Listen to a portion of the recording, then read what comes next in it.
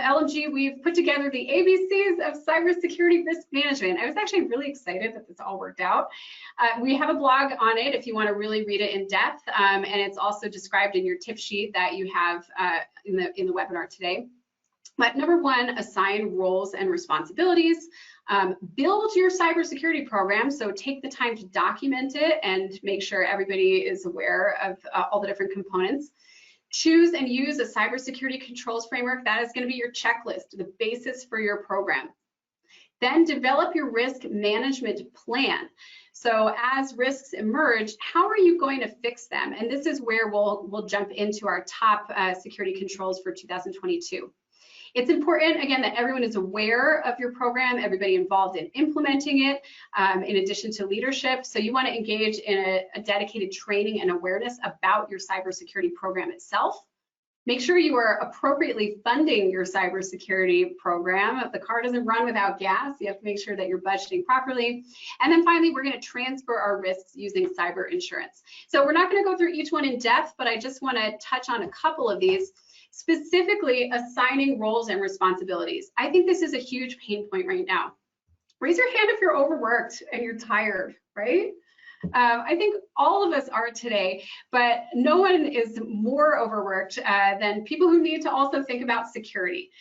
So whether you're in IT, whether you're a dedicated security person, whether you're an executive or anyone else that has some kind of security obligation, you already have a lot to do. And in addition to running a program, you may have to at least contribute to building and growing this program as well.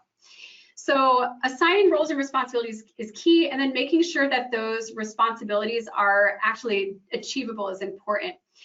It's really important today that every organization have a qualified CISO or the equivalent of that. And what do I mean by CISO? It might be a CISO in name.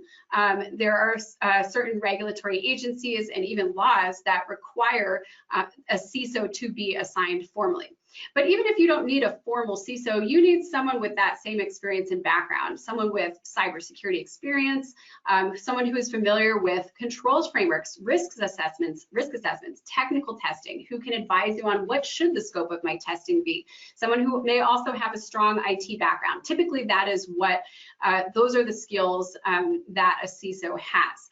And for those of you who are working your way towards being a CISO, that's fabulous. We need more CISOs in the industry because right now there just aren't enough to go around. The good news is that a CISO does not need to be full-time. You can outsource a fractional CISO. So if you're looking at this having a little heart attack thinking we cannot have a full-time CISO position, that's totally fine. Just like small businesses that may have a fractional CFO, you really just need that outside advice, that outside guidance to make sure that your cybersecurity program is in line with best practices. And so that your internal staff have someone to talk with. Okay. Funding your cybersecurity program is key. Often I get the question, how much should we spend on cybersecurity? Unfortunately, the answer is, it depends. And that has changed a lot over the past couple of years. According to Gartner, there's been a huge increase in cybersecurity spending over the past year. But again, it's not like we've had huge increases in our revenue across the board. So take into account your size, your industry, how much sensitive data you have. If you can remove or delete sensitive data, you can reduce the costs of your cybersecurity program. And often you can reduce your IT storage costs and other maintenance costs as well. And think about the potential risk. Again, when you do that risk assessment, what is the potential impact of something bad happening? That will inform how much you want to invest. You also want to identify diminishing returns. I've seen a lot of organizations invest tons of money in one particular area, whereas they don't have a full multi-factor authentication setup, for example. But you really want to invest in areas where you'll get the most bang for your buck and plan for those reoccurring costs. So it's not enough to just invest in multi-factor authentication once. You want to be including that in your budget every year. All right, finally, let's dig into developing your risk management plan. Now, there are lots of ways to develop a risk management plan. I was actually just talking to some of my favorite clients this morning about it. But you can certainly do this in a spreadsheet or on paper. You take that risk assessment, you go through and you talk about You figure out how are we going to address these key controls.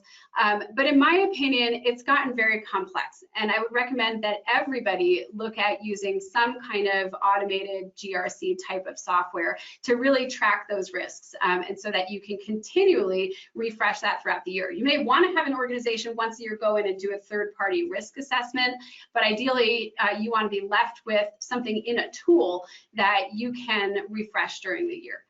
So that's an area where we're seeing a lot of changes in cybersecurity, and I do anticipate over the next few years, more and more we're going to see continuous risk assessment and continuous risk management. Again, this is Sherry Davidoff, CEO of LMG Security. If you have any questions, please reach out anytime. We'd love to hear from you. You can email us at info@lmgsecurity.com or find us on LinkedIn and follow us on Twitter. Thanks so much for joining, and we'll see you next time.